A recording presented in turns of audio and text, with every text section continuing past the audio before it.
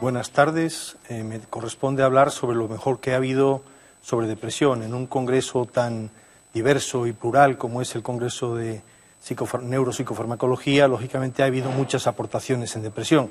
Yo les traigo solamente un resumen de aquellas que me han parecido más importantes. Vamos a comenzar con un modelo de simposium que es realmente interesante, que es una especie de debate, que son las sesiones de brainstorming. Hubo una especialmente relevante en relación con la depresión, en el cual se preguntaban si es la neurogénesis un vínculo relevante entre la depresión y la acción antidepresiva. Había un autor que defendía que había un vínculo muy relevante y otro que actuaba en contra, y por tanto se generó un debate muy interesante. En relación con esto, pues sí que quedó bastante claro que tanto la depresión como la acción de los antidepresivos tienen que ver con la neurogénesis, tienen que ver con el volumen del hipocampo y por tanto con los factores neurotróficos como el BDNF, y tienen que ver con la cognición. Estos tres aspectos se están relacionando, por un lado, depresión y por otro lado, la acción antidepresiva. Pero también hay que decir que hay datos de investigación que refuerzan una postura y otros que refuerzan otra. Datos de investigación que refuerzan la postura de que es un vínculo muy relevante es que si irradiamos el hipocampo, la acción de los antidepresivos no tiene lugar. Es decir, para que los antidepresivos actúen necesitan generar neurogénesis específicamente en este lugar del cerebro. Por otra parte, también hay una correlación entre la acción antidepresiva, es decir, su efecto es proporcional a la activación hipocámpica medida por la expresión del CFOS. Es decir, que hay datos que refuerzan que la acción de los antidepresivos tiene lugar en este lugar específico del cerebro. Por contra, también hay que decir que la depresión es una enfermedad multisistémica, afecta a numerosos lugares del cerebro y, por tanto, no podemos reducir la depresión solamente a una enfermedad hipocámpica. Y, por tanto, hay muchas cosas de la depresión que todavía desconocemos. Lo que sí queda claro es que tanto el nivel de BDNF como la acción de los antidepresivos a través del mismo es algo imprescindible y, por tanto, nos puede servir de biomarcador en un futuro no muy lejano. Otras simposium que fueron especialmente interesantes son los que proponen una nueva clasificación y que estaba liderado por el profesor Joseph Zohar de Israel, y también participó David Nutt, que es, en fin, un conocido investigador americano, y el profesor de psicofarmacología que todos los españoles conocemos, que es Stephen Stahl. En ese simposium se discutieron las ventajas de una actualización de la nomenclatura, que es una nomenclatura que data de los años de hace más de 30 años y por tanto está absolutamente obsoleta. Y se propuso un nuevo sistema multiaxial en el cual con 5 ejes permitiría entender de qué se trata cada psicofármaco. Por tanto, habría una clase y subtipo, y puso como ejemplo la agomelatina, en el cual sería un agente receptorial. Es un agente que actúa sobre receptores, concretamente sobre los receptores melatoninérgico M1 y M2, sobre los cuales es agonista, y sobre el receptor 5-HT2C, que es un receptor serotoninérgico, sobre el cual es antagonista. Esta acción permite decir que la diana farmacológica son precisamente estos receptores, sería el agente, por tanto, receptorial melatoninérgico, serotoninérgico 2C, y que su acción neurobiológica sería precisamente la normalización de la actividad circadiana, que está muy interrumpida en los cuadros depresivos y que tiene, sobre todo, una acción antidepresiva por vías indirectas a través de una acción procatecolinérgica, es decir, de liberación de noradrenalina y dopamina en la corteza frontal.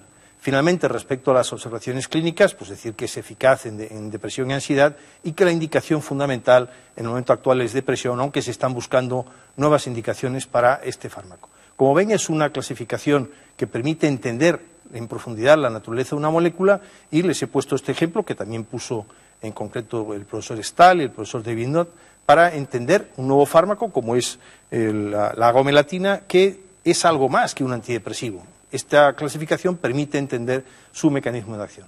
Otros simposium hablaron de terapéuticas novedosas, nuevos mecanismos de acción, y en concreto el profesor Artigas, que es un conocido investigador de Cataluña, pues mencionó la importancia de la investigación que lleva realizando en los últimos 15 años sobre los receptores serotoninérgicos 5-HT1A, y en concreto proponía el bloqueo del receptor 5-HT1A presináptico, que permitiría una rapidez mayor de acción de los fármacos que tienen un mecanismo serotoninérgico. Pues todos los ISRS, por ejemplo, pues se verían beneficiados en su rapidez de acción si bloqueamos este receptor. Otros autores propusieron la combinación en una misma molécula de agonistas postsinápticos 5-HT1A y antagonistas presinápticos 5-HT1A. Son moléculas complicadas porque es difícil diferenciar estos dos receptores que tienen la misma naturaleza y, por tanto, puede ser complicado encontrar estos fármacos, pero serían nuevas propuestas que acelerarían o tendrían una acción antidepresiva muy particular dentro del ámbito serotoninérgico. Por otra parte, otro simposio, en concreto dirigido por Siegfried Casper, habló de las necesidades no cubiertas en el tratamiento de la depresión unipolar. Se hizo hincapié en que aproximadamente el 50% de los pacientes con depresión siguen sin tener tratamiento al cabo de un año, es decir, más de la mitad de los pacientes, aproximadamente la mitad de los pacientes, no están recibiendo un tratamiento. Y en concreto cuando se miden, como se midió en el estudio National Comorbidity Study americano, se vio que solamente un 22% recibieron un tratamiento adecuado. Probablemente en España las cifras sean mejores, porque el funcionamiento de la psiquiatría española es superior al de los Estados Unidos, pero siguen siendo cifras muy alarmantes que se unen a otra cuestión, que es que las tasas de respuesta y las tasas de remisión son realmente decepcionantes. Es decir, que no tenemos un porcentaje bastante importante de pacientes que no responden a los fármacos. Ahí quizás otro simposium, como pueda ser el que abrió puertas a lo que es el mensaje fundamental que les quiero dar y que es lo que nos da una nueva esperanza terapéutica, es la relación que hay entre la depresión y los trastornos de la recompensa, es decir, los mecanismos hedónicos. Sabemos que la anedonia es uno de los síntomas fundamentales, centrales de la depresión. Y en este simposio se describieron los distintos argumentos por los cuales la depresión es sobre todo un trastorno del sistema de recompensa y cómo esto tiene que ver con la implicación del sistema dopaminérgico en la depresión. Y hasta la fecha teníamos muy pocos agentes que tuviesen acción prodopaminérgica o procatecolinérgica a nivel de la corteza frontal. Y esto daba lugar a que algunos grupos de fármacos, como son los serotoninérgicos, produjesen una reducción en la experiencia de las emociones negativas, pero también una reducción de las experiencias positivas, es decir, reducían la hedonia, reducían la capacidad para el placer. En algunos pacientes esto puede percibirse como una atenuación de las emociones, que puede ser al inicio bien recibida, pero a medio o largo plazo lo que está haciendo es que estos pacientes queden con una cierta indiferencia emocional y eso sigue siendo un síntoma depresivo. Y por tanto habría que intentar corregirlo para que el paciente realmente remitiese. Los datos de la investigación en este sentido concluyen que los ISRS embotan esa respuesta a los estímulos aversivos, pero por desgracia también disminuyen la respuesta a los estímulos positivos, como podría demostrar la gráfica que se enseña en las diapositivas. Y este efecto puede estar mediado por un cierto bloqueo o menor disparo dopaminérgico a nivel de la corteza frontal, y esto podría ser revertido con los antagonistas del receptor 5-HT2C, como puede ser la agomelatina, o nuevos fármacos que actúen sobre ese receptor, bloqueando el mismo y, por lo tanto, permitiendo una mayor capacidad hedónica. Insisto en que esto es fundamental, porque cambia la forma de entender lo que es la depresión. Es una nueva visión, un nuevo capítulo en la historia de la psiquiatría, como en la historia de la depresión, como se ha mencionado en un simposium dirigido por la doctora Elena Frank. En este simposio se analizaron las ventajas de una reducción rápida de la sintomatología. Es fundamental obtener una remisión rápida, porque esto correlaciona con los resultados finales, con que la depresión no se cronifique, con que la depresión no se vuelva recurrente, y por lo tanto con la percepción también subjetiva del paciente en las primeras semanas. En ese sentido, se han destacado por parte del Dr. Lam las ventajas de agomelatina en relación, por ejemplo, a la mejoría hedónica. Cuando se compara con venlafaxina, la agomelatina sería más rápida y más potente en el síntoma concreto de la anedonia, ha demostrado mayor eficacia en la funcionalidad, es decir, con que el paciente vuelva a incorporarse a su vida normal, al trabajo, y ha demostrado también mayor rapidez que sertralina, es decir, es un fármaco que aporta ciertas ventajas en esos sentidos, sobre todo, insisto, en la capacidad hedónica, la recuperación de la anedonia, que es un síntoma fundamental.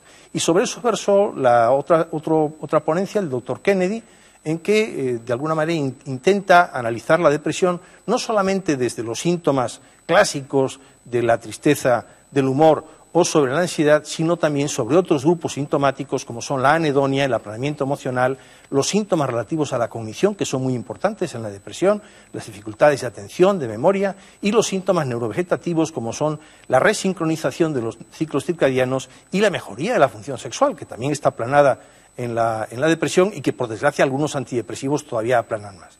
Bien, en este sentido, pues demostró, por ejemplo, cómo es eficaz en relación a otros antidepresivos también la agomelatina en el síntoma de ansiedad, que podría ser algo que podríamos pensar que sería propio solo de los serotoninérgicos, y un antidepresivo como agomelatina ha demostrado eficacia, en este caso incluso superior a la de la sertralina. También en un último simposium una última ponencia de este simposium, se habló de la importancia de la percepción subjetiva de los pacientes y cuáles serían las ventajas de agomelatina que se demuestran en las gráficas que les aporto. También en el último simposium que voy a comentar, el doctor Goodwin habló de la disregulación emocional en la depresión. Porque esto, insisto, es algo que es el mensaje fundamental que yo les quiero transmitir. Tenemos hoy en día fármacos, tenemos capacidad para mejorar la capacidad hedónica que hasta ahora los fármacos que disponíamos no mejoraban. Es decir, los fármacos serotoninérgicos de alguna manera producen un agravamiento de esa indiferencia emocional que presentan los pacientes y por lo tanto es necesario corregirla con fármacos que tengan esa acción antidepresiva. De alguna manera, los efectos adversos subjetivos de los antidepresivos, como son el menor dolor emocional en un sentido positivo, pero también aplanamiento de las emociones en un sentido negativo. Y en ese sentido, pues los datos de agomelatina pues han demostrado en esta gráfica que les presento que reduce la indiferencia emocional en relación a frases con las cuales los pacientes se sienten identificados o no. Y, por ejemplo, en la frase esta, mis emociones carecen de intensidad, pues se demostró que la agomelatina conseguía reducir ese aplanamiento emocional, esa indiferencia emocional, en relación a un fármaco que podía ser patrón como de comparador, que es el escitalopram. Bien, como conclusiones, se ha mencionado, el doctor Goodwin mencionó que la indiferencia emocional es frecuente, pero que es necesario preguntar por ella. No es necesario solo preguntar sobre ansiedad o tristeza, hay que preguntar sobre capacidad hedónica a los pacientes, porque los pacientes muchas veces no lo refieren de forma espontánea. También es necesario decir que algunos antidepresivos mejoran esta capacidad hedónica y otros no tienen tan clara esa función, y finalmente que nuestra meta como clínicos es conseguir medir todos los aspectos positivos que tienen los antidepresivos e intentar detectar aquellos efectos secundarios negativos que sería necesario corregir. Y existe en ese sentido la hipótesis de que la agomelatina reduciría la carga de indiferencia emocional y permitiría una recuperación completa, permitiendo que los pacientes respondiesen positivamente a los estímulos reforzadores y dejasen de responder, como lo hacen con frecuencia en la depresión, a los estímulos de carácter reversivo. Muchas gracias.